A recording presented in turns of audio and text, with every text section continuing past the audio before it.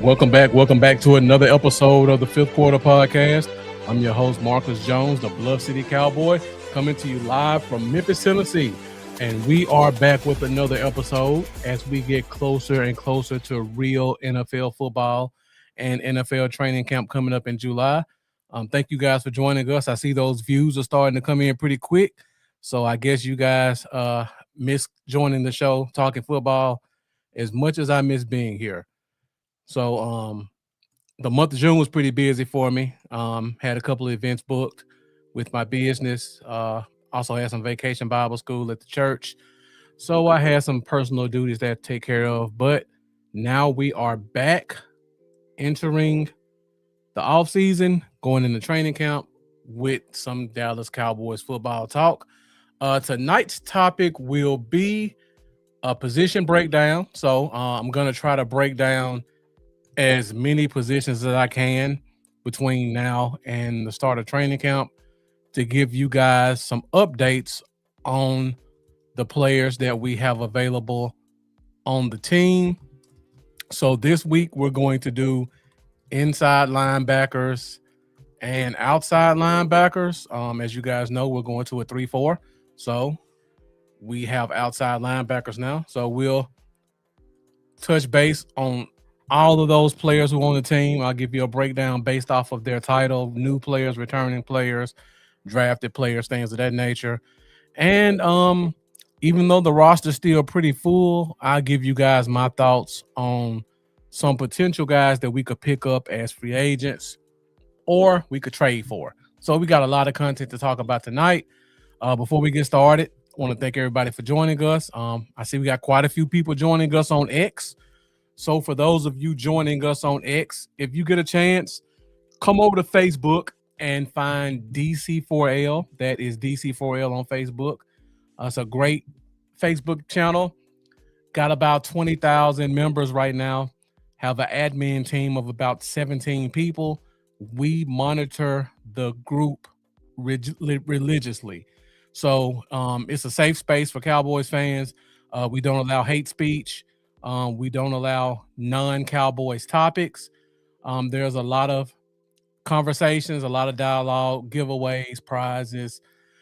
Just overall, a great place to keep up with all things Dallas Cowboys. So for those of you watching on X, if you ever go over to YouTube, just type in DC4L, hit that like button, join the group. For those of you joining us on Facebook, thank you for joining us from the DC4L group. If you didn't know, we also have a YouTube channel. So for those of you on Facebook and on X, go over to YouTube and type in DC4L. Find that DC4L YouTube channel. Hit that subscribe button, hit that bell. And also while you're on YouTube, you can find me at Bluff City Cowboys. I'd greatly appreciate everybody's support. If you can go to YouTube at some point during the show or after the show, type in Bluff City Cowboys, hit that subscribe button, help me on my path to getting 1,000 subscribers. And also, before we get started, this is an interactive show. So we are fueled by Fifth Quarter Nation. You don't have to send me any stars. You don't have to send me any money to get a shout out. All you got to do is get in those comments. You can tell me who you are, how long you've been a fan, favorite player, or just questions that you may have about the Cowboys in general, or questions about the topic that we're talking about tonight. So this show goes a lot smoother when you guys are interactive. So I definitely appreciate you guys taking the time out to listen, but I would really appreciate it if you guys took the time to join in on the conversation. I see we got my guy Chris Woods joining us. Shouts out to you, Chris Woods. I always appreciate you joining us tonight. We got back-to-back Chris's. We got Chris Fowler joining us as well. Thank you for joining us, Chris Fowler. Appreciate you tuning in. I don't think I've seen that name before. If I have, it's been a while. So big ups to you, Chris Fowler. Thank you for joining us from the DC4L group. One last thing. If you guys haven't done so already, be sure to like this broadcast.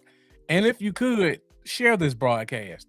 Share it to your favorite Dallas Cowboys Facebook group. Let's help build Fifth Quarter Nation, and get some great dialogue going tonight. For you guys who are new to the show, I don't like to keep you long. I'm going to get out of here in about an hour. So I got my topics lined up. We're going to hit them. We're going to get out of here. So if you guys got an hour to talk some Cowboys football, you're in the right place.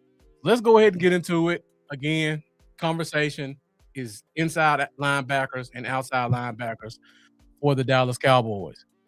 I'll go ahead and get to it. Again, got any questions, got any comments, feel free to get in the comments, and I'll be sure to put you on the screen and also address any questions or comments you may have. Now, before we talk about the position groups, let's talk about some of the guys that have been signed so far this offseason, because we've made a couple of signings during OTA. So let's go ahead and talk about some of these new guys who have joined the team.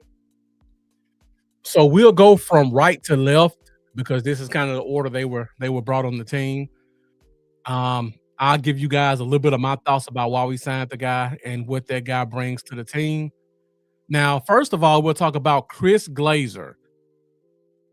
To be honest, I kind of don't get this signing. And Dominique Toretto, thank you for giving us a like. Everybody else, if you could, please follow Dominique's lead. Hit that like button. So Chris Glazer, he's a guard. We just lost Matt Hennessy, who was our backup center, to a neck injury. So now he's on IR, and we have a glaring need at center. Instead of the team addressing the center position, they moved TJ Bass, who was a college tackle, who converted to guard in NFL. They moved him to center now. And they brought in Chris Glazer as a potential backup. Now, my problem with that is I love Cooper Beebe, one of my favorite players out of college. He's only in year 3. He's a converted guard. TJ Bass, he snapped the ball a little bit, but he has not played center in an NFL game. So now we have 2 young guards who were converted to center.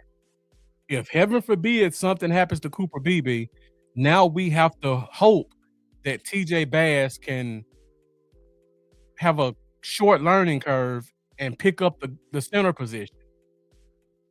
While, by the way, we brought in Chris Glazer, who has been a young journeyman for the past 3 years out of the XFL or the USFL. I don't like the signing. Nothing against the player. I would have much rather them brought in a pure center than another guard who they may try to convert to center also. So I don't know what the player is going to bring. I guess if Bass converts to your backup center, now Chris Glazer is your number 3 guard. I would have much rather just brought in a veteran center. Let TJ Bass stay in his spot because he's a really good guard, and then we just rock and roll from there. Again, nothing against Chris Glazer. Maybe a good player. I just don't like the fit because at some point we're going to have to pick up a center because they may think they have an idea of what TJ Bass can do with center, but until he puts on the pads and he has to snap the ball with a 340-pound nose tackle in front of him, and it's an away game and the crowd is loud, you could run into some serious problems out of your backup. So we're going to find out quick what we have in terms of a backup center. But Chris Glazer will get a shot, and we'll see. I see we got my guy Jeff joining us. Jeff, thank you for tuning in. Appreciate you as always. We also got Michael Phillips joining us.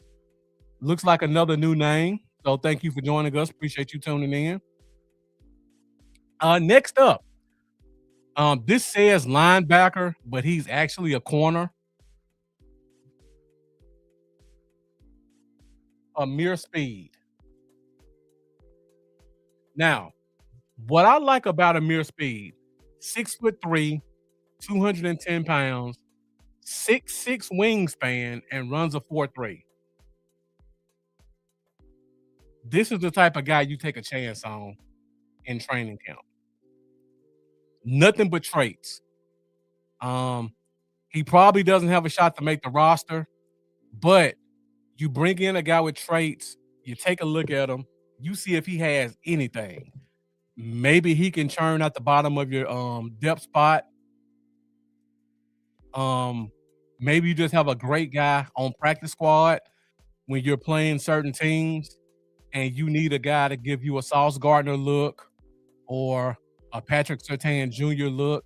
He's not that guy, but because of his traits, he can give you that look of what the receivers can expect from a tall, physical, athletic guy. Dominique Toretto says, so these were blind picks, honestly. I don't think they're blind picks, Dominique. I'll go ahead. I was gonna wait till I go through all four guys, but I'll go ahead and say it now. This is what I think about these picks, Dominique. Um, and this is why I feel like fans sometimes have an issue because they'll see a guy that gets signed and they'll think they brought this guy in to replace somebody, or they brought this guy in. There must be a problem with player whoever at the top of that position. Sometimes you just want to go into camp with decent competition for the young guys. And I think all of these guys fit that scenario. So let me go through all the guys again just so I can show you and give you an example. All right, so first we'll talk about Chris Glazer. We just used a 4th round pick on LT Overton, defensive tackle. We don't know what he is. When you go into training camp, he's going to be on your 3rd team defense starting out. So on your 3rd team defense, he's not seeing Tyler Smith. He's not seeing Tyler Booker. He's probably not even seeing TJ Glass. He's seeing Chris Glazer. Now, if you're a team and you want to see what your 4th round pick has, do you want to put him up against an undrafted rookie, or do you want to put him up against a guy who's been in the NFL before? Even though he may not be a good player, he's still an NFL level talent. So, if he can beat Chris Glazer, you can put him up to your 2nd unit, and now you can put him up against TJ Bass. Then you can put him up against Tyler Booker. Same thing with Amir Speed. You got guys like Trayshawn Holden and Ryan Flanoy still. Young guys, you don't know what they are. Do you want to put them up against, I don't know, whoever your practice squad guy was last year? Or do you want to put them up against a guy who's 6'2", 6'6" wingspan, runs a 4.3? Again, Speed's not a household name, but he's a pro and he's been in the league. And we talk about the cornerback we drafted out of Florida. Do you want him going up against whatever undrafted receiver, Anthony Smith? Do you want your cornerback going up against Anthony Smith, or do you want him going against Denzel Mims, who's 6'2" and runs a 4.3, who's been in the NFL for 4 years? So what I think these picks are doing, Dominique, they're not necessarily blind picks. I think they picked them for a purpose. You want your young rookies to get NFL looks, because when training camp starts, there's only so many snaps that they can have. And you can't necessarily waste 10 snaps that Kobe Durant needs to get acclimated to the system on a 4th round rookie going against George Pickens and CeeDee Lamb. So you have to bring some competition to the bottom of the roster so that the rookies can get a look from a professional player. Same thing with Charles Snowden. We just drafted Drew Shelton out of Penn State. You don't want Drew Shelton going against Tyus Wheat. in practice because you're not seeing anything. Because Tyus Wheat is a special teamer. Charles Snowden started 6 games in the NFL last year. He's been in the league for 5 years. So if you want to see if Drew Shelton has what it takes to potentially be a backup tackle or possibly be a starting tackle, you can't waste him going against Ezaraku or Rashawn Gary because those guys need to get real work. So you bring in a veteran like a Charles Snowden that can give him some NFL level work and then help him to take a step up. Now, all of that is number one. Number two, again, I just mentioned when you're playing in preseason and you're in training camp, you have a limited number of reps every day in practice. Like the CBA has fought. You get an hour for this, you get 15 minutes for this, you get 1,000 snaps for this. When players now, it's so watered down that they have people that count snaps. So if you have a player and they go over 150 snaps in practice, you got to pull them. It doesn't matter how good or bad they looked at that time. If you want to get them some more work, they got to wait till tomorrow. So the snaps are limited. So when you go into a practice, you need grown-ups in practice. You need professionals. So let's say you're going through drills. If you have, again, I use Drew Shelton for an example, left tackle. If you have Drew Shelton and you're going through a drill, if he's going against a rookie, that rookie's going to make some stupid mistakes because this is his first time here. Now you just wasted a Drew Shelton snap because that rookie didn't get set up right. That rookie came off the ball quick. That rookie didn't know the play. So you just had a busted play. You don't know if Drew Shelton would have made that or not. So you bring in a veteran who's been there before, who knows how to absorb a playbook. And now when Drew Shelton's getting that rep, he's going against Charles Snowden, who he's been in 4 or 5 training camps. He knows how to pick up a playbook and learn his plays. He knows how to properly run an NFL drill. So now you're giving Drew Shelton the most amount of reps he can get with the best possible player that you have available without wasting reps of the starters. That's why you bring in Drew Shelton and Denzel Mims, because they're professionals. And even though they probably won't make the team, they're basically expensive tackling dummies who are getting paid to go in the classroom and run around. I hate to put it like that, but that's basically what they are. Now, sometimes lightning can strike, and these guys can come out there and show something and make a roster. But to be honest, these guys, in my opinion, are all here to help the third string and see what you have with your rookies. I know that was a long answer, Dominique Toretto. I hope that makes sense. I don't think these were blind picks. I really think they picked them because they have traits that will be useful at the bottom of the roster going against some of these young guys who they want to see what they have in them. Michael Phillips says, how do we look going into training camp? Got a new coaching staff, Michael Phillips. Got a lot of guys joining us. The only thing I can say right now is we're going into camp healthy, and that's about as much as we can ask for. So we just got to hope we get to see some positive stuff during training camp. Julius McManus. This definitely looks like a new name. So Julius, thank you for joining us. Appreciate you tuning in tonight, and thank you for this comment. Hopefully, most will make the team and actually get a chance to play if they have injuries. To be honest, looking at this list, I would probably say, looking at the list, I don't think Glazer makes the roster.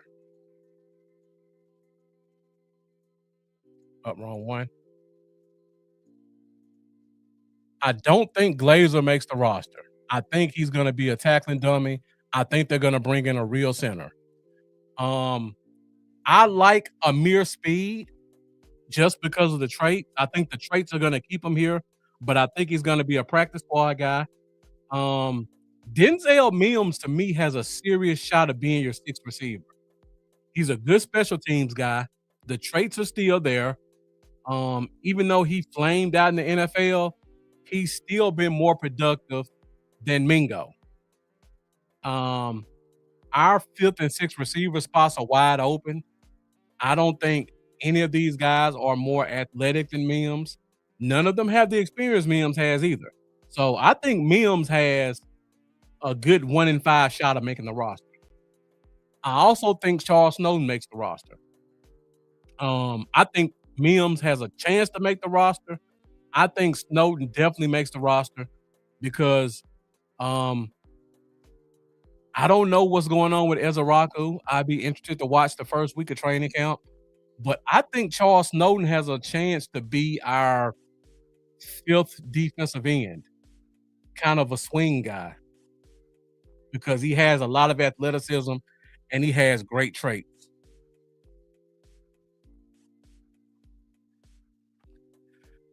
See, we got Jeff Pop joining us, says I need to get rid of the Diggs jersey and give me an Overshown jersey. Well, to be honest, Jeff Pop, I don't know if I should get an Overshown jersey because we could only have one more year of them.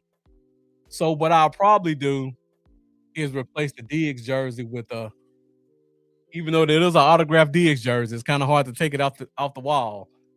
I may replace it with a Tyler Booker jersey, or I'll wait till I go to my next game and I'll check out the Cowboys experience and I'll see what players they have out there and whose jersey I can get signed.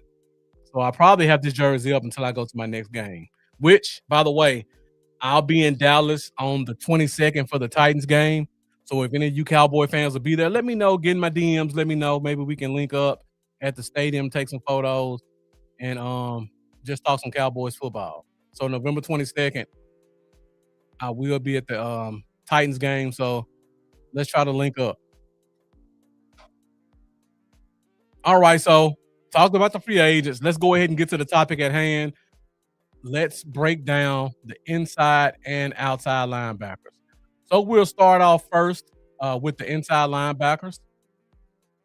Yeah, Chris the Boss Hall, he is a corner. I have linebacker up there. That's my mistake, but he's definitely a corner. All right, so we'll talk first about the linebackers that are returning. And I know this is a bad news Bears list to most people, but this is what we got to deal with. First of all, Justin Barrett, undrafted rookie out of Syracuse, flipped between safety and linebacker in college. Joined the Cowboys last year, was active the last 3 weeks as the Mike linebacker.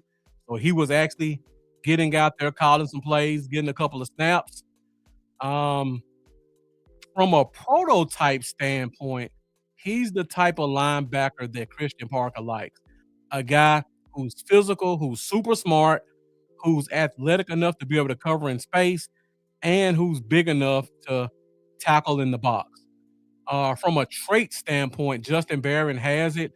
The question is, will it come together in year 2, and will he be able to contribute? Second up, we have Maris Leofau, another guy who they're talking about changing his position. To be honest, I never fell for it. I just thought they were trying to cover their butt going into the draft in case they couldn't get the end they wanted, so they can throw Leofau in there as a name they're going to convert. Honestly, I think they got what they wanted in the draft and in free agency. I don't see Leofau playing a lot of snaps at edge. I think he's going to be a linebacker through and through, but still remains to be seen. Next up, we got Shamar James, a guy I've been talking about since February, and I've noticed in the past week or so that a lot of the other Cowboys content creators are starting to come around to my way of thinking. Um, People just dogged him all last year, but you got to look at what he dealt with. He was a 6th round pick who was basically at the bottom of the roster going throughout training camp. He was thrown into the fire during the season in a horrible scheme with no linebackers to help him with veteran support. And he ended up being, I believe, second in rookies and tackles with over 100. And this is what he did as a rookie. I think he has a really good chance of building on his rookie performance. I'm not putting him as a starter, but I think if you put him on the field with another competent linebacker in a real scheme, I think he's good enough to, if you needed him to, he could start 3 to 5 games for you and he wouldn't be a problem. Or if he had to play every week and give you 30 snaps, 25 to 30 snaps out of the 70 snaps in the game, I think he'll come in and he won't be a problem. So I really like him as the swing linebacker. Um, and then last but not least, we got DeMarvion Overshown, who has had serious injury concerns, missed a ton of games, and now he's on a contract year and he's entering training camp healthy. We'll see what happens. Jeff Pop with the great stat. Overshown has only played in 17 of a possible 52 games according to PFF. Those are not good statistics. What is that? 1 in 3? 1 in 3 games he's playing in? So you really can't rely much on him to be a contributor based off of past performances. All right, next up, we'll talk about some of the new guys. So we have 2 former San Francisco 49ers joining the team. First off, we got D. Winters, who was traded before the draft. I love D. Winters, to be honest. I know the fan base may not know him, but he played behind some really talented linebackers in San Francisco. He's super athletic. He's a 4.4 runner. Great sideline to sideline guy. Really good at processing. The only knock on him is he was playing behind 2 really good linebackers and couldn't get on the field. I think him getting the chance to come here and have a chance to be a legitimate starter, he's going to shock a lot of people. I think he's going to be our starting linebacker and possibly our Mike. Then next up, we got Curtis Robinson, another former Niner. This is a guy who, again, played in San Francisco, was buried on the roster, went to the Raiders for 1 year. They were awful. He's been kind of a special teams guy just because of the nature of the depth chart, but I think he can give you something at the linebacker group. I think he's going to be a really good special teamer, but I wouldn't be shocked if Curtis Robinson is your 4th or 5th linebacker on this team, and he may get 10 to 15 snaps in a game. If Barham doesn't pan out the way we expect, or Overshown has that pretty much inevitable injury that he normally gets, and you need a rotation of 4 linebackers, I'm not too concerned if Curtis Robinson is your 4th linebacker coming on the field. So I really like both of these guys. I agree, Dominique. I really think Winters is a good trade. The fan base kind of butchered him because he's not a household name. He doesn't have a lot of snaps. But if you really watch him play, you will see that this kid has all the talents you need for a starting linebacker. Let's see. Jeff Pop says, wasn't Frisco gonna just let him go? Not necessarily. The problem with the Niners, I have a friend who's a diehard Niners fan. So when this happened, I talked to him about this. D. Winters actually started quite a few games for them last year and played very well in the absence of Bowman and Fred Warner.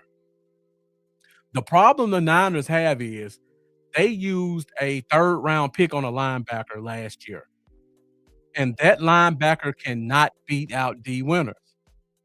So this is one of those situations where do you cut bait and say we wasted a pick on a third round linebacker last year? Or do you clear out his competition to give him a clear path to get on the field? The Niners obviously chose to clear the path for that linebacker, and this is why we got D Winters. So it's not because he was a bad player. It's not because he wasn't good enough to be on that team.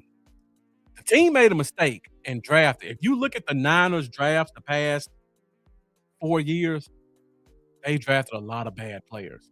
But when you're the GM, you got to justify those picks. So you got to get these guys on the field. Think about it similar to the Cowboys with Jalen Tolbert. They had to get Tolbert on the field, regardless of how mediocre he looked. They had to get rid of Brandon Cooks. We had to wait for Lamb to get hurt to see what we had in Flournoy. That's just the nature of the position. You draft a guy that high, you have to clear the path to get them on the field. Now, luckily for us, Tolbert was in his third or fourth year, and we were able to let him go. But the linebacker behind D Winters was a first-year guy, and he's going in year 2.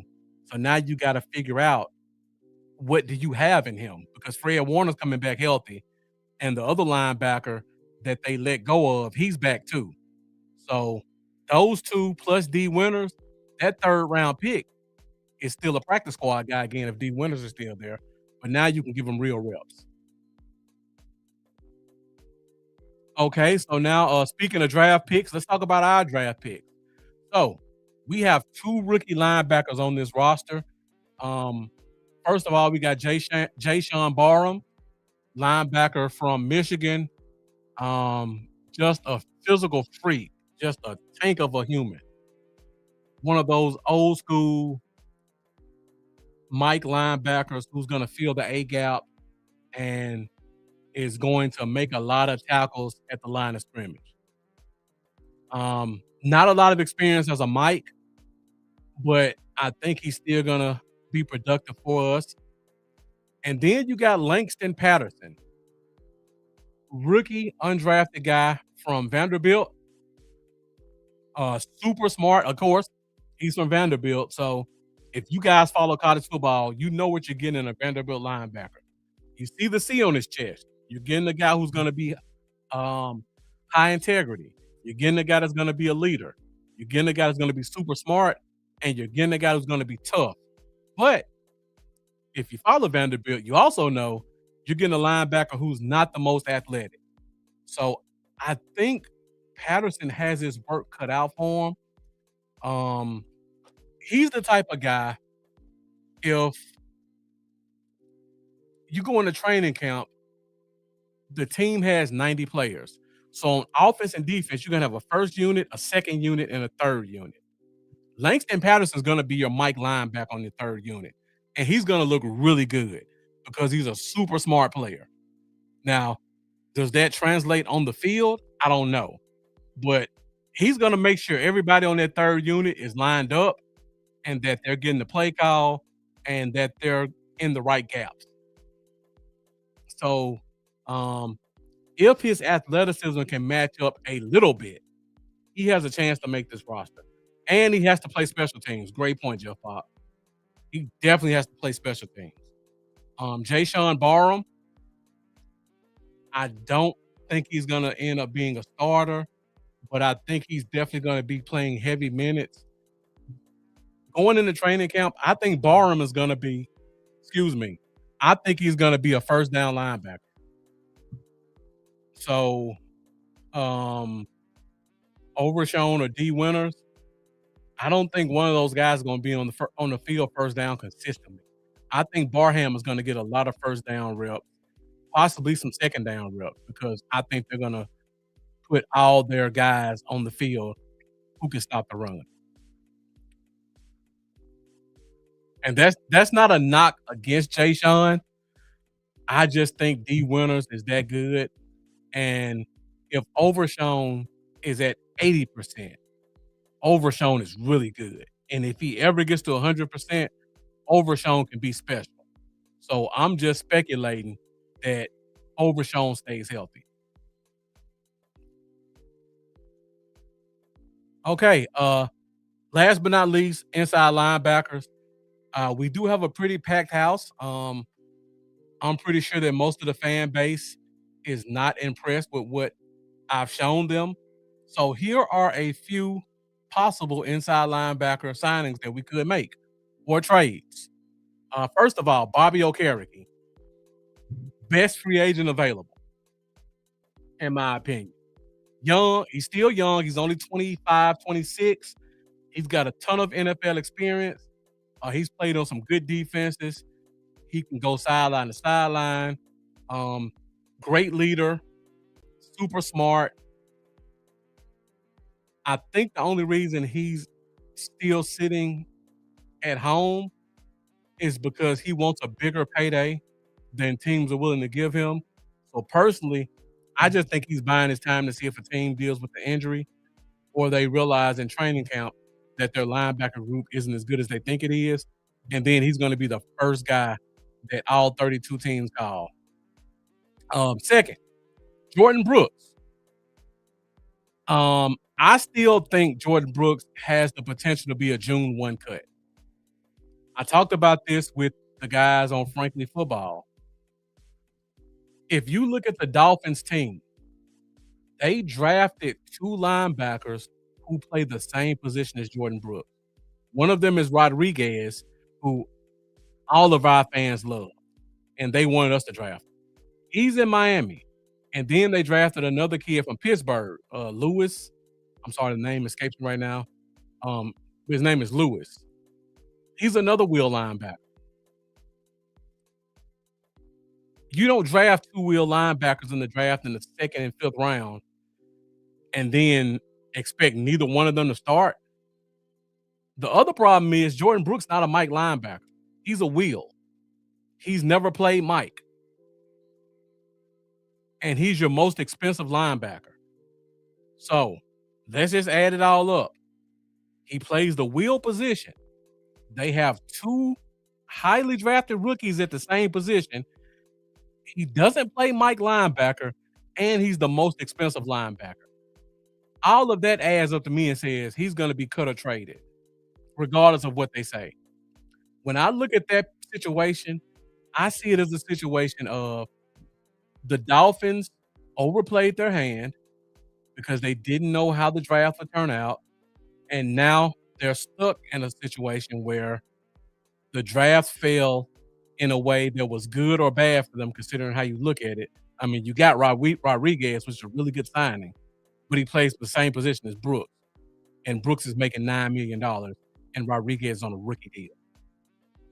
I still think Brooks gets cut. And if he gets cut, 9 times out of 10, players like that, they're going to go to a team where they have a position coach or the defensive coordinator runs a system that he really knows. And Jordan Brooks knows this system because he played under Vic Fangio in Miami. So I think we're going to be us, the Eagles, and the Cardinals are going to be on a short list of teams if he gets cut. Or if they decide to cut bait and trade him. Jeff says he likes Blake Cashman. I like this too. I think this is one of those situations where he's just an older guy who's making too much money. And they have a bit of a youth movement in Minnesota right now.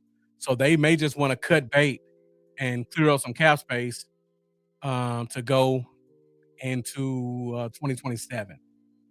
So I wouldn't be shocked to see a Blake Cashman get cut as a post-June 1 guy. If he does, he's a true Mike linebacker. He's not great in coverage, but he's definitely good enough.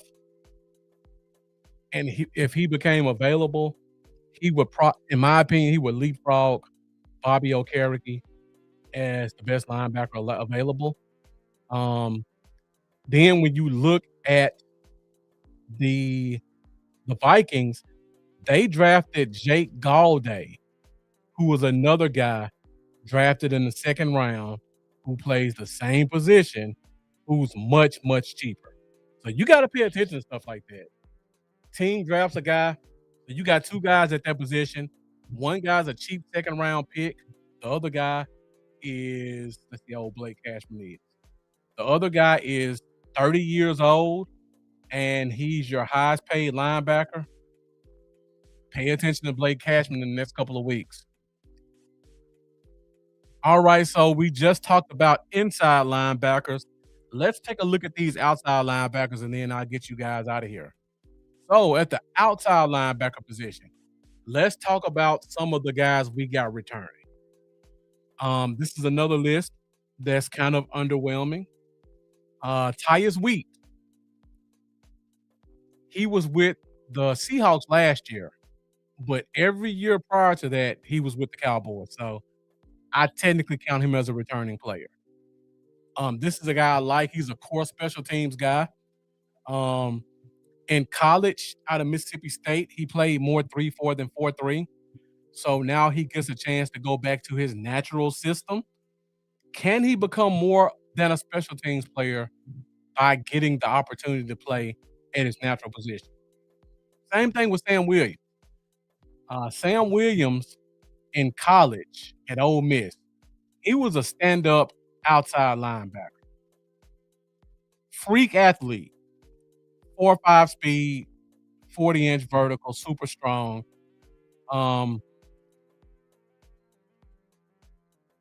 The lights haven't come on for him yet. I really feel like the first 4 years in Dallas, it was basically he still new to football. Let me back up on this a little bit. He didn't play football in high school except for his senior year. He converted that into a uh, junior college scholarship to play football. When he got to his junior college, one of my close friends, like a brother, was a defensive coordinator, was a defensive coach on that team. And Sam Williams had never been in a weight room. He had never been in a nutrition program. He never really learned plays. All he knew was go get the quarterback because he was bigger, stronger, and faster than everybody else in college. I mean, in high school. He gets to college, he learns some football stuff. Ends up getting like 15 sacks, something ridiculous. Goes to Ole Miss. Still doesn't really know football. He's learned a little bit at junior college. Ole Miss just pretty much says again, get on the edge. You're bigger, stronger, than faster than most of the tackles you're going to play. Go beat them. And he ends up getting 9.5 sacks in college. Now you come to the NFL where everybody's bigger, stronger, and faster. And he's the type of guy, again, who hasn't really learned football. So now you got to spend a year or two just to teach him the game. That's why when we watched him play so much, you saw a ton of mental mistakes because he's still learning the position. So now you bring him on a team where you have a bunch of coaches who pride themselves in being students or being teachers. You bring in Brandon T, who's supposed to be a pass rush specialist, to come in and mentor them in the offseason. So now you combine that with all the physical traits that Sam Williams have, and you may have something, but it still remains to be seen. Then you go to James Houston, a guy who has never gotten highly touted, but he keeps getting 7 to 9 sacks every year. And by the way, he's not played in a 3-4 system in NFL. And he was a 3-4 guy in college. So now you put James Houston in his natural system. And he's been a 5 to 7 sack guy his entire career. Can he take a step forward playing in his natural position? Last but not least, Donovan Ezeraku. Second round pick last year, coming off an injury, but in my opinion, the most athletic defensive end in last year's draft. Taken in the second round last year. If he were in this year's draft, I'm confident he would have been a top 15 pick. He would have been drafted higher than Malachi Lawrence. if you looked at his college tape and his college measurables and you put that in this year's draft, he would have been a top 15 guy. So now he's a guy who's coming back again. Had a terrible system last year, not a lot of help. And now he gets coaches who are going to coach. He gets a system that's going to benefit his attributes. And he's coming the second year after being in an NFL program. So we got a lot of what ifs, but it could be pretty good outside of Tyus Wheat. I don't think he's more than a special teams guy. But these other three guys, because this scheme emphasizes guys who are fast off the edge and can hunt the hunt the quarterbacks, I think all three of these guys have a shot to be better than they were last year. But you're right, Dominique. It does look kind of like the longest yard. Just a bunch of guys who all have traits, but they haven't brought them together. But you're hoping that they can bring it together under a new philosophy. All right, so let's talk about the new outside linebacker. I brought him up a second ago. Rashawn Gary, traded from Green Bay. Again, he checks all the boxes. I don't know why fans are down on him. When he came out of college, he ran a 4.5. So he's not a slow outside linebacker. By the way, he's about 270. And he's averaged about 7 sacks a year in Green Bay. He knows the system. He's playing with much better defensive tackles. He's super smart. I think he has a chance to help us get this pass rush over the top. I really like Rashawn Gary. I don't let the Michigan thing fool me because I've watched him play for 3 years in the NFL. Green Bay did some stupid stuff with him last year. First 9 games, I think he had like 6 sacks. And then the last 9 games, he was barely on the field. Made no sense whatsoever. But coming here, he gets every opportunity to be the guy. I think he's going to take advantage of it. I'm not putting him in the Pro Bowl, but I wouldn't be shocked if he doesn't have at least 9 sacks and make a real impact on the run defense. So I really like Rashawn Gary as an outside linebacker in this system. Then we got to talk about the draft pick. I see Jeff saying the Micah effect. That could be the case as well. Don't forget, the Packers have a first-round pick in Luke Van Ness, who's a pass rusher. Now, I personally think the reason we saw Gary off the field so much in Green Bay last year is because they knew this was going to be his last year. Kind of like the D Winters thing in reverse. Well, not really reverse either. It's the same thing. You drafted a guy in the first round who's a pass rusher. You got Micah Parsons and Rashawn Gary in front of him. Luke Van Ness didn't play a lot his first year. Now you're in year 2. You got to see if you wasted a first-round pick. So you got to get him on the field. And you're not putting Mike on the bench. So Rashawn Gary drew the short straw. And the second half of the year, you saw them trying to see what they had in Luke Van Ness. And then eventually, because he was a first-round pick and he's going into year 3, and there's going to be contract talk soon, you got to get rid of the guy in front of him to really give him a shot to see if he's worth the contract. Happens all the time in the NFL, and the Packers' loss is our gain by getting Rashawn Gary, just like D Winters. First-round pick, Malachi Lawrence. Another one of those athlete guys, another 4.5 guy. Long arms, super explosive, a little bit raw, but when it's good, it's really good. And when it's bad, it's manageable. That's what I'll say about him. I would say he's an above average guy, but you just gotta hope that you can pull out more of that really good than serviceable that we saw in college. Another guy, speedy, athletic, what Christian Parker wants as an edge. I don't think he's gonna be a starter, but I wouldn't be shocked if he's playing 40% of the snaps, rotating between left outside linebacker, right outside linebacker. I think he's gonna be a major contributor, and he's gonna have a lot of opportunities. He may have to start a game or two. You never know. But I'm not putting the world on this kid's shoulders. All right, so once again, we talked about outside linebacker. We talked about the guys who we have. Now, there are a couple of guys who are still available out there. Now, these are in my opinion, the ones that fit this scheme the best. And I made this about 3 weeks ago. The list may be outdated. I don't know if AJ Epinesa signed a contract with somebody.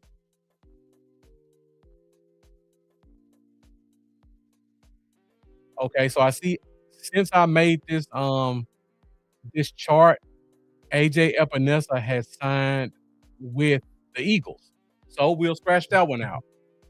But these other two guys I really like. Josh Sweat, same thing I talked about with the linebacker from Miami. I'm not so sure they won't cut or trade him. He's being a little bit of a malcontent.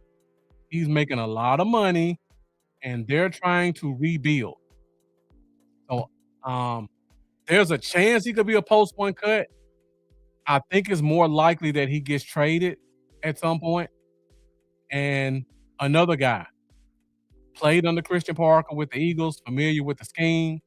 He can come in and fill a role if the guys we have in front of him don't start to pan out. Then on the opposite end, Von Miller. Von Miller had 9 sacks last year for the Commanders. So it's not like he's just completely washed. He's just another year older. And by the way, Von Miller was a super, super freak athlete when he came into the league. So even at 36 years old, when you go from being a 10 in athleticism, you may go down to a 7 because of age, but that 7 is still better than half of the league. So let's not act like Von Miller just looked like an old man out there last year. He had 9 sacks. He still has some explosiveness. I think he probably has another year in the tank. He crossed paths with Christian Parker a little bit in Denver back in 2000, 2001. So he has some familiarity with the Vic Fangio scheme. And I went through the list. We got a lot of young guys in our outside linebacker room. Let me go back to this chart again. Tyus Wheat, 4th-year guy, hasn't played a snap. Sam Williams, 4th-year guy. I'll just leave it at that. James Houston, 3rd-year guy. Ezraku, 2nd-year guy. All these guys can learn from having a Von Miller on his team because they all have the same traits that Von Miller had. And sometimes the coaches can't get through to a guy, but if you look at Von Miller and bring him into the room, he's won Super Bowls, he won Defensive Player of the Years, highly drafted pick, super respected around the league, lifelong Dallas Cowboy, not Dallas Cowboy, but lifelong Dallas, Texas resident. He could come here and those guys will respect him and respect what he has to say. And he can give them on-field tips that a coach couldn't give them. So if the money was right, I would definitely bring in Von Miller to this team. Even if he has something in the tank and he can be a good rotation piece, great. But if he's just here and he can make Ezraku and Sam Williams and Malachi Lawrence just a little bit better mentally or better prepared mentally, then he's worth every penny you can get for him because signing him for 1 year will help set this team up for the next 5. So I'm really paying attention to Von Miller as we get into camp. This is another one of those guys where, like I said, he's 36 years old. He doesn't want to go through training camp anymore. What can he learn from training camp? All he's doing is beating his body up. So I think Von Miller's the type of guy. I think somebody's interested in him. I wouldn't be shocked if it's us. He's probably told them, look, you know me. I've been doing this. I'm going to work myself out at home. When we get to week 3, week 4 preseason, then sign me to a contract and I'll show up. And based off of his reputation, every coach in the NFL has to respect that. So I don't think Von Miller's sitting at home because nobody wants him. I think it's a decision he made because he doesn't want to go through training camp and miss time with his kids and family for his what's this, the 16th season. All right, so my last slide of the night, we're at 57 minutes. Position flex. So we talked about inside, outside linebackers. We've got 2 guys on this team. One of them played inside and outside in college. The other one played inside his first 2 years in the NFL. Now they've talked about converting him outside. Will the team actually go through with the position flex of these players? Personally, I say no for both players. I don't think Leofau plays a snapper outside linebacker. I just think they were trying to prepare themselves in the off chance that they did not hit on any edges in the draft. And they were going to use him as your third edge, move Sam Williams up, and move Ezaraku up. But they got a Charles Snowden. They got a Malachi Lawrence. I think they have enough in their edge room that you don't have to do the Leofau experiment. On top of that, I think the coaches have a plan for our linebacker group. And I've said this at least 10 times live. We don't have a need for a pure Mike linebacker as much as people think we do. We have super smart nose tackles. Quinnen Williams is arguably a top 3 defensive tackle for his athleticism and his intelligence. Clark has been known as a cerebral defensive tackle since he came into the league. And we know Christian Parker loves him. He knows Christian Parker's game backwards and forward.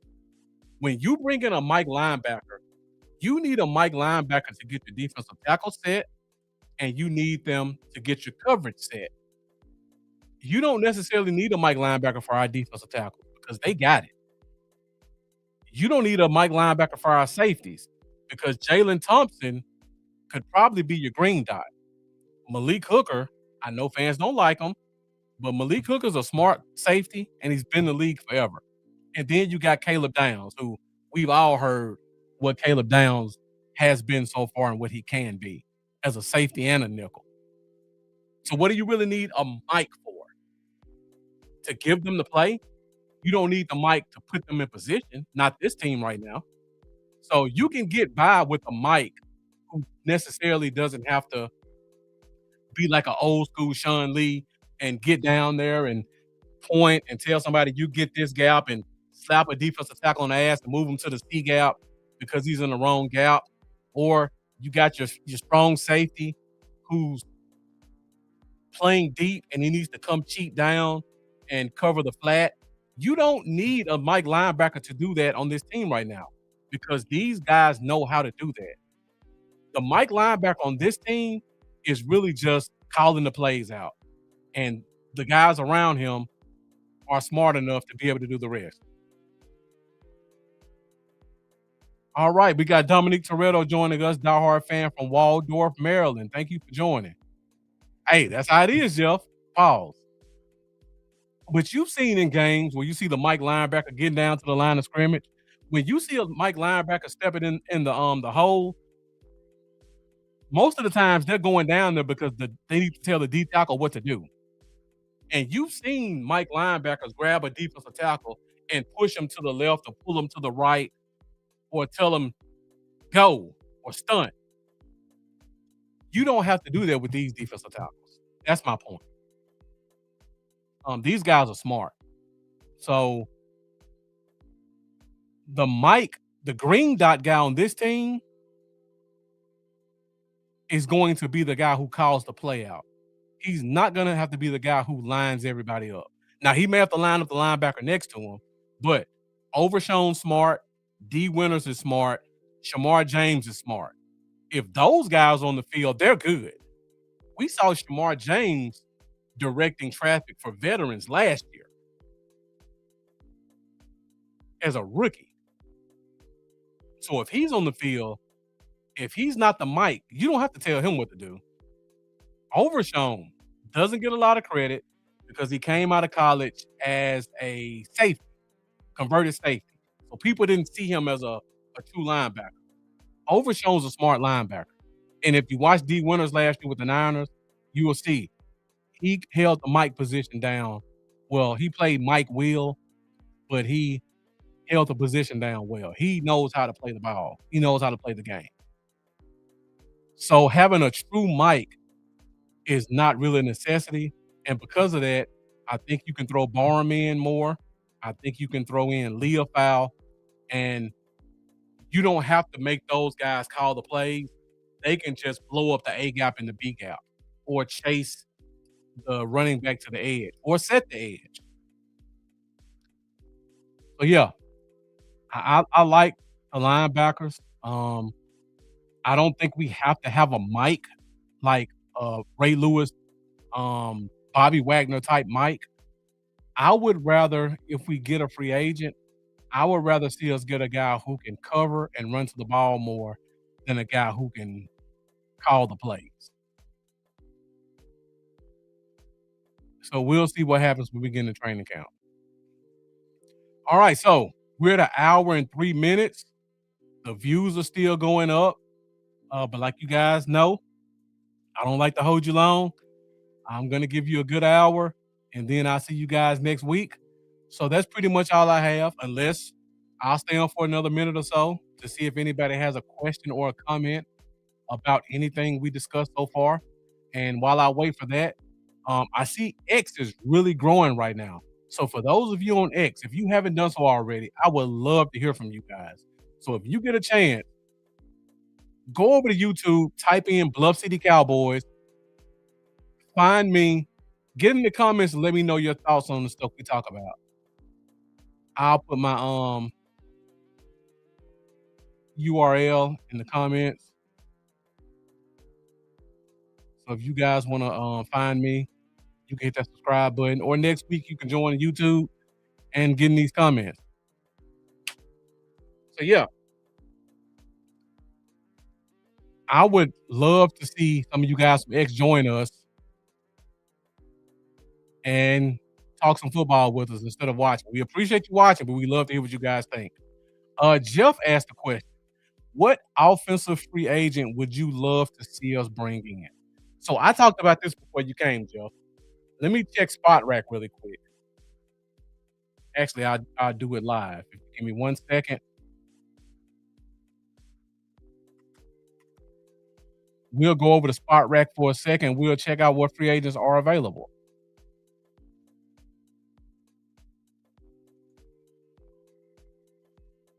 Okay, Spot Rack's not working.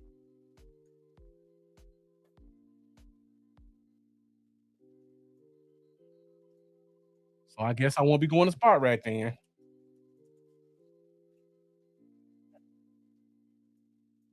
But let me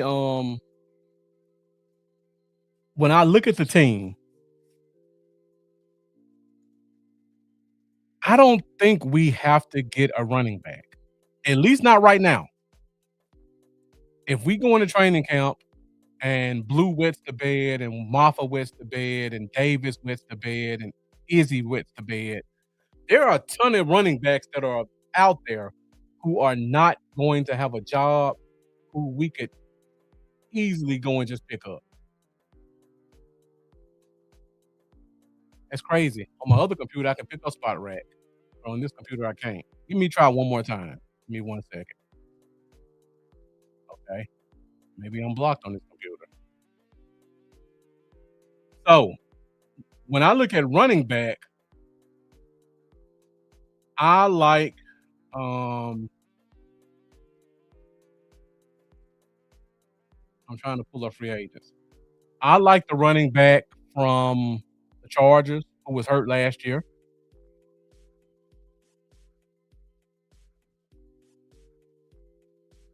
I like um shoot, I cannot pull it up. Let me pull up running back really quick. I like Najee Harris as a guy I would look at. Um I still think James Conner's gonna be available at some point, so I like him as well.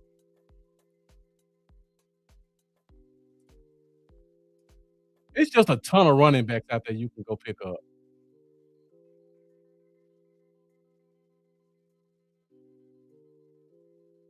Okay, I got some running backs pulled up now.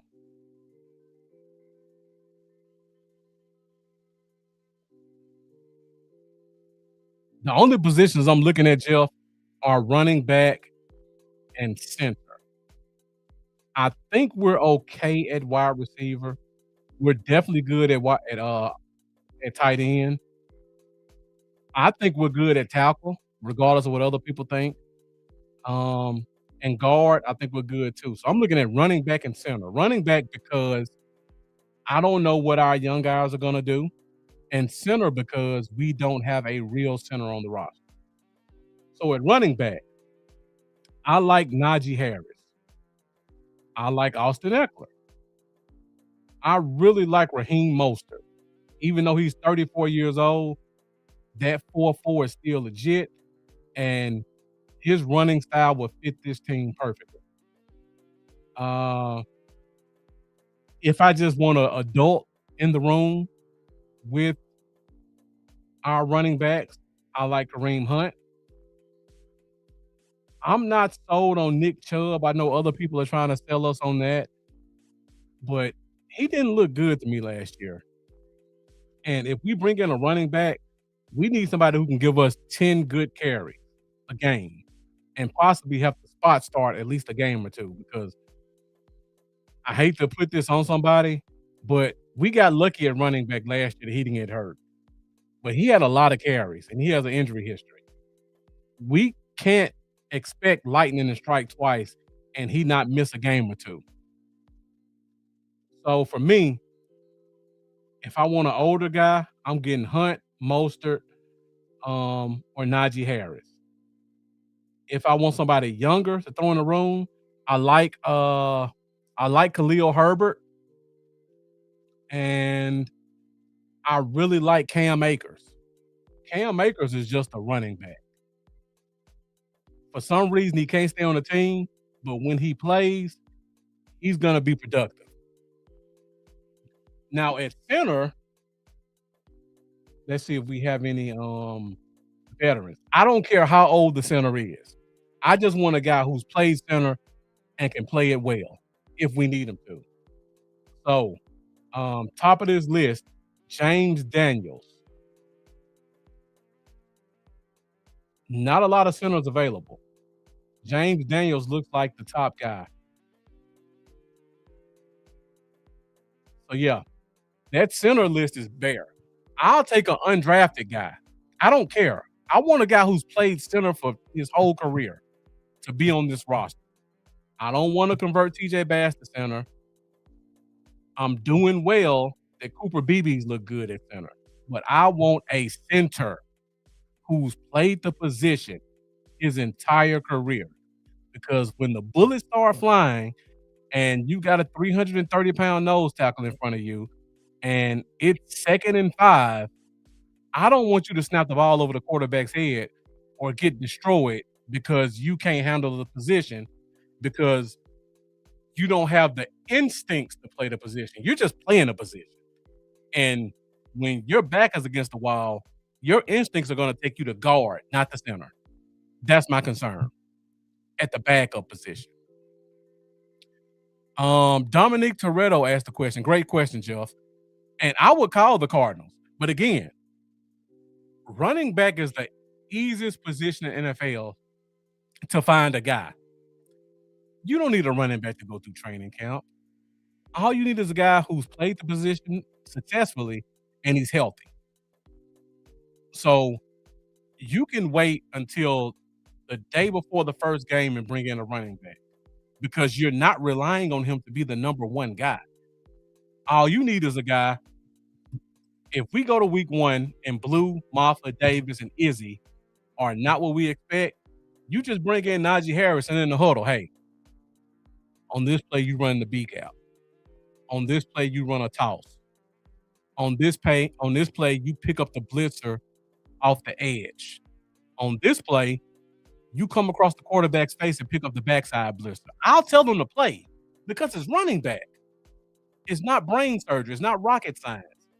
He'll learn the plays as we go along because he's a professional.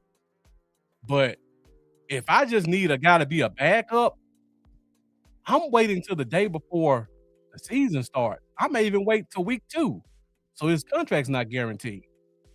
But I'm not bringing in a veteran running back right now when we have 2 rookies who are extremely talented and we don't know what we have.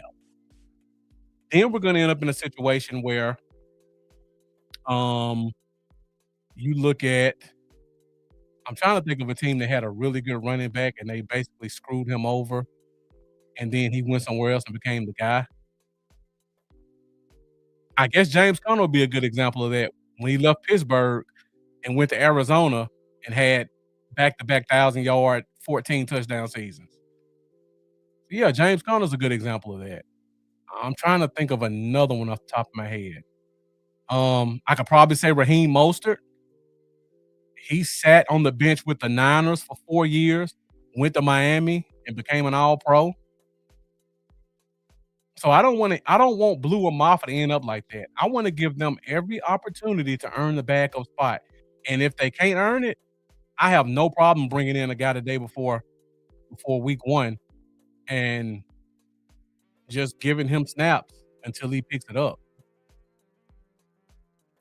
So Dominic Toretto asked the question, how are you feeling about this team overall this year? Think we're going to get this shine back because we've been off? Now, this could a good question, Dominique. This could be the optimism in me, bright side looking up guy. But I mean, there's a lot of logic in what I'm about to say. This team has been 11-5, 11-6, 12-6 the past 3 years. Last year, we had a historically bad defense. Not the worst defense in the NFL. One of the worst defenses of all time. And despite that, we still almost had a 500 record. So now, we've got better players at several positions. Linebacker, safety, corner. Edge is still pretty much the same. But at 3 positions, we've gotten better. Every other position is still the same from last year. We've got better coaching.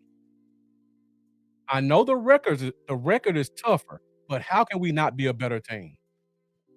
We dropped from 12-5 to 7-9 with an all-time bad defense. If this defense is average, which, again, I'm being optimistic. At best, this defense will be, at the absolute best, this defense will be 15-17 in the league. Realistically, I think this defense will be 20-22. Even with that, that's still a drastic improvement from one of the worst defenses of all time. Last year's defense, there's only 32 teams. We were probably 39th. That's how bad they were. So you go from the 39th defense to the 22nd defense, that's a major improvement. So you take a 7-9 team that hasn't changed much except for some key defensive positions, and I think I think you're 11-6. I don't think 11-6 is ridiculous. Um, we do have a tough schedule, but we've talked about the schedule before. There are some teams we can beat on that list because our offense is amazing. And some of those teams, their offenses can't keep up with our offense. We allowed teams to keep up with our offense last year, like the Giants and the Cardinals, and what other bad team did we lose to last year? We allowed the Giants to stay close to us. We allowed the Cardinals to just dominate us offensively. I don't think those type of games happen this year. I think if you don't have a top 12 offense, you're gonna have a problem keeping up with our defense. I mean, with our offense. And we had a couple of games last year that even though our defense was awful, we still almost won them. We should have beat Carolina. We should have beat Philly week 1. Um, we should have beaten Minnesota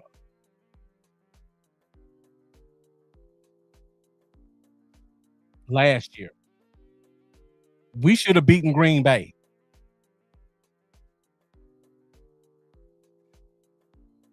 So that's 4 games right there that I think we should have won, and we didn't because our defense was historically bad.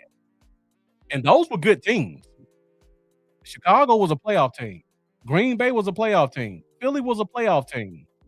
We should have beat those teams last year. And I think this year we have a good chance of doing it. So I think we have a good chance of being number 2 in our conference, 11-6. I think we have a chance of being number 1, honestly, because I don't know what the turmoil that the Eagles have had this offseason is going to generate during the regular season. We know what a noisy offseason can do to a team. The Eagles have had a noisy offseason. We don't know if that offense is gonna gel together with a 180-pound wide receiver who's never been a number 1 and another first-round pick who plays primarily in the slot, and he has a quarterback who throws the ball in the slot less than any quarterback in the NFL. So no, regardless of how good Malachi Lemon is, I believe it was some ridiculous stat like Jalen Hurts only threw the ball inside the slot, not completions, not completions, attempts. He only threw, I believe it was 24 attempts inside the hashes in 17 games. Does that sound like you're going to have a slot receiver that's going to be productive in your system when your quarterback is only attempting to throw the ball once a game in the slot? You better run a lot of out routes. That's all I'll say. But yeah, I think we have a good shot of being number 1. I think we'll definitely be number 2. I don't know how that'll equate in terms of playoff standings, but I think we should be a playoff team. That's what I think, Dominique. This team is gonna be a lot better than people expect, and there's gonna be a couple of games that people think we're gonna lose that I think we'll probably end up winning. But yeah, those are some bad games, Jeff, you're right. Great question, Dominique. Great question, Jeff. All right, we're an hour, 20 minutes in. I see those views are still going up, so thank you guys for watching. Unfortunately, I gotta get out of here. For those of you who just joined, if you like what you heard at the end, when the show ends, please feel free to go back and start the show from the beginning or at the middle when I started talking about the positions. Give us a like. Feel free to share it. And you can definitely join us again next week at 8:30 Central Standard Time on Facebook, YouTube, and X for the Fifth Quarter Podcast. We will be continuing our position breakdown. I think next week I may do corner and safety. I think those numbers are so big, I may only be able to do one or the other, but we'll definitely do corner or safety next week. A lot of competition at those positions, a lot of talent.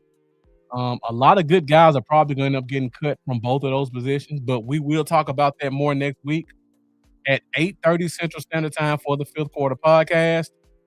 Thank you guys for joining us. Jeff asked the question, new wrinkles on offense. I don't think there's going to be any new wrinkles, to be honest. Um, you've got arguably two of the 10 best receivers in the league on your team. Throw the ball to them. I think that's pretty much what we're going to do. I don't see you don't have to get cute with a team like this. You've got George Pickens and CeeDee Lamb. If somebody screws up and give them one-on-one coverage, you throw it to them. That's my wrinkle. Yeah. Again, I like what you're saying in terms of the concept, but I don't care about keeping them honest. I got George Pickens and CeeDee Lamb. You can't double both of them. Whoever you don't double, throw him the ball. He's a top 3 receiver. And if you don't want to do that, if you want to double both, run it with the running back and let's watch him get 20, 30-yard runs. If you want to keep that safety in the box, you've got Jake Ferguson and all these other guys at tight end. And oh, by the way, Ryan Flanoy, who consistently beat one-on-one coverage last year, he's going to be on an island out at that edge against your number 3, maybe number 4 cornerback with no safety help and 7 in the box. Give him some more opportunities. Now that would be the only wrinkle I would say. Whoever your third wide receiver is, you're going to have a chance to get 700 yards receiving. And you're probably going to get it averaging 20 yards a catch. Because everything you get is going to be one-on-one in open space. So Marquez Valdez-Scantling, you want to revitalize your career. Ryan Flanoy, you want to get a stronghold on that number 3 receiver spot. You're going to get some opportunities one-on-one. You better take advantage of them. So, yeah, I appreciate it, Dominique Toretto. Thank you for joining. I hope you come back and join us again another time. Great questions, great comments. So, again, I'll see you guys 8:30 Central Standard Time for the Fifth Quarter Podcast. Make sure you like, make sure you share, make sure you subscribe, and I will see you guys next week. And as always, let's go Cowboys. You guys have a good night.